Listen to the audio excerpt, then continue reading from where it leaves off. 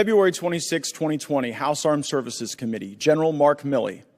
We know we're not going to defeat the Taliban militarily, and they're not going to defeat the government of Afghanistan militarily. You really blew that call, didn't you, General?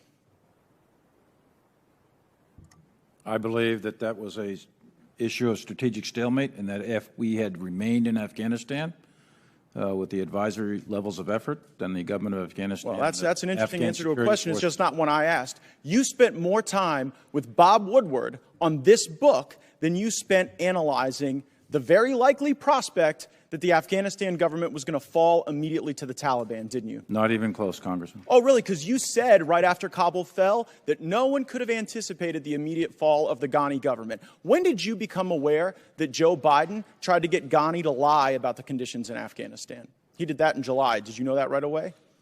I'm not aware of what President Biden...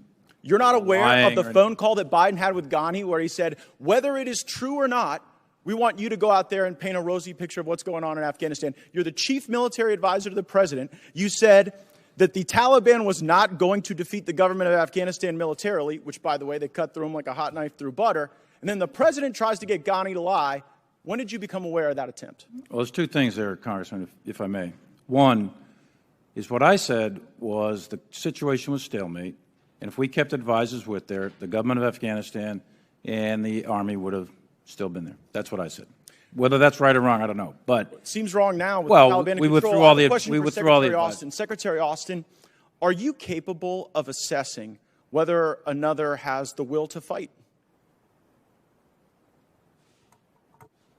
No, we're not, and that's the point that the chairman made earlier.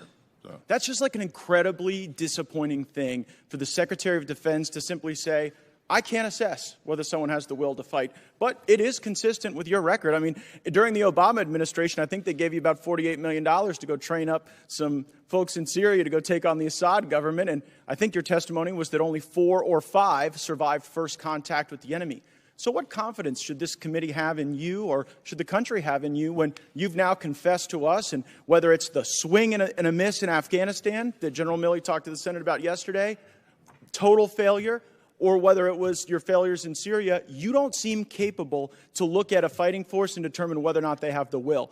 Well, is that an embarrassing? You recall, Congressman, that the end result was the SDF that we stood up that was very, very instrumental in turning the tide of battle up in Syria. Oh, yeah. Turned it so much. You've got Assad in power in Syria. You've got the Taliban in power in Afghanistan. I mean, where have you been? The focus was ISIS, Congressman, and those forces had significant effect on the ISIS network. It just seems like you're chronically bad at this, and you have admitted that, I guess, which is to your credit.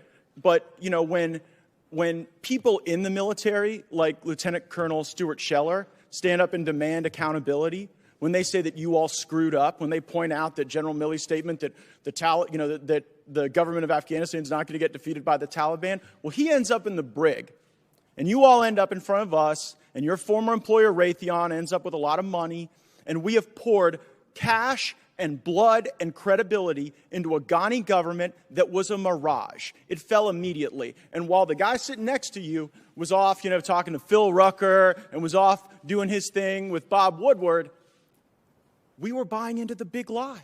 The big lie that this was ever going to be successful and that we could ever rely on the Afghanistan government for anything at all. General Milley, you kind of gave up the game earlier when you said you wanted to address elements of your personal conduct that were in question. We're not questioning your personal conduct. We're questioning in your official capacity going and undermining the chain of command, which is obviously what you did. You've created this whole chain of communication narrative. Did not undermine the chain of command in yeah, any manner, you did. shape, or form. You absolutely did. And it did not. Well, you know what? You said yesterday that you weren't going to resign when senators asked you this question. And I believe that you guys probably won't resign. You seem to be very happy failing up over there. But if we didn't have a president that was so addled, you all would be fired. Because that is what you deserve. You have let down the people who wear the uniform in my district and all around this country. And you're far more interested in what your perception is and how people think about you in insider Washington books than you care about winning, Gentleman's which this time group has seems incapable of expired. doing.